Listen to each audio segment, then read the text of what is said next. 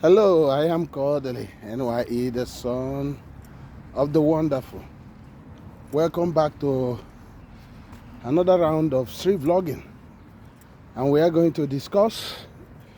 I hope that you will help us to share this video and make it go viral, because it's very important in order to draw the attention of the government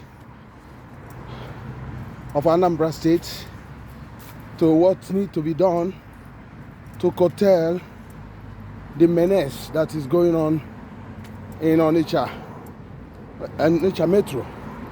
Many places, you have heard recently what has happened, and which is not difficult to solve, only that the government has not actually,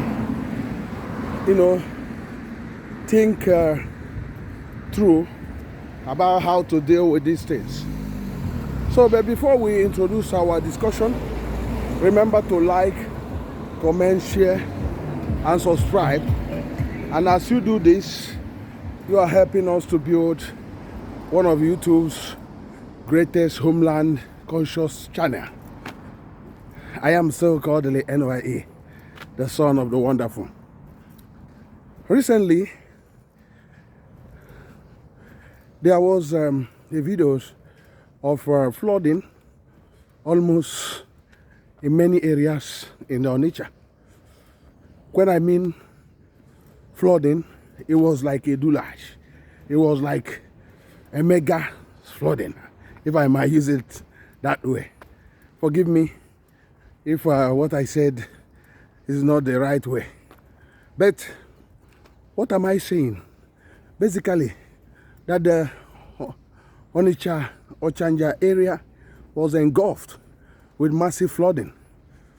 And as I said in the past, that the government cannot solve that problem with what they are doing at the moment, because the system of their environmental control or flood control is still a cake.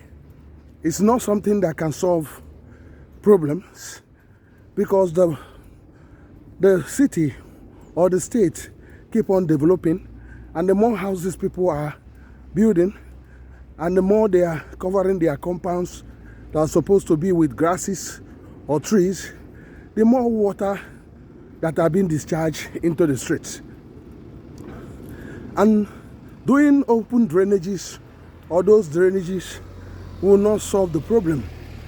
The problem must be solved in understanding how the flooding water operates. When you do gutters or drainages, as we popularly called, and expecting it to control the flood water, you must be living in a fool's paradise. Because the fact is this: as the water goes through the drainage, you keep on piling up at a point to overrun the drainage completely. So that of Ochanja area, the whole water, flood water from the inland town, coming out down there and causing a mayhem. You look at also the KRC area of Uguta Road. That road has been always messed up every rainy season, just opposite KRC Amodinzeku area, because the government have failed to do the needful. It's not a rocket science to know that the whole of KRC, MCC, the whole water from there is coming down there, and he has to find a way to breach that drainage. And because the drainage, how it's constructed, cannot solve the problem. So now, why can't government do a cross system underground drainage in order to take some of the excess flooding underground? Something that will be 8 feet wide, 8 feet deep, and something like 5 feet wide underground. It will be a short underground that will go into the Wangene in something like 3 or 4 different places. One, they need to isolate the water coming from QRC area. They need to also isolate the water, the flood water coming from Okosi Road, Ugunapampa, down to Ochanja. They need to isolate the water coming from Osimetry and all those Vein Road, north, south, those areas down to Ochanja and Menas area. They need to isolate those in many underground tunnels that first of all will basically take most of this water away from that area. They need to do that, because if you don't do that, most of the water they come in that area, because that place is like a valley. They now conjugate in that area, because it was about planning in the past to do such a drainage that join all of them together in that place. Across that Ochanja market, you can do underground flood channel that will go through the Ochanja market in 2 or 3 different places. So this will basically solve this problem. So you don't have a situation whereby that Ochanja area will be flooded all the time.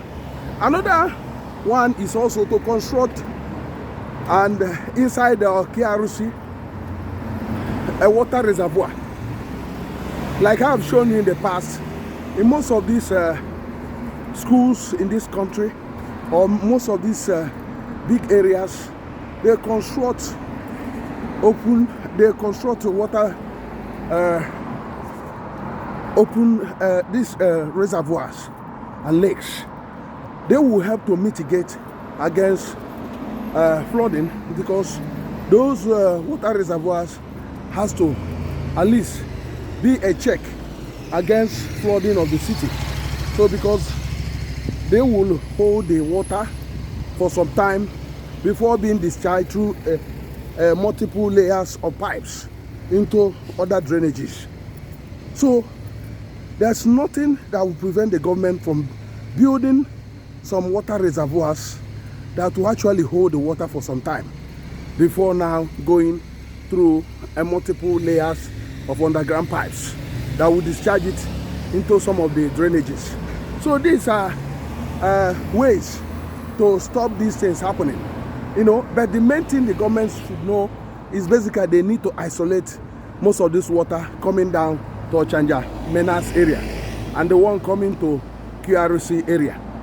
If it's not done, nothing happens, because through that Ukumango down to Ochanja, most of those water coming from Opiweka are causing havoc, because they have to they move in a alarming speed, and this cannot be contained by any of this drainage.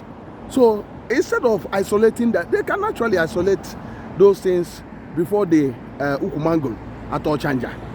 By doing these things, it will help to change the narrative and make our homeland better. The city of Onitsha must be great, and Governor Gov.Soludo must contribute to this. I hope that you can share this, and as you share this, it will help us to solve this problem that occur annually. Thank you very much for joining us. I am still Kodili-nye, the son of wonderful. See you in the next one, and God bless you. Bye.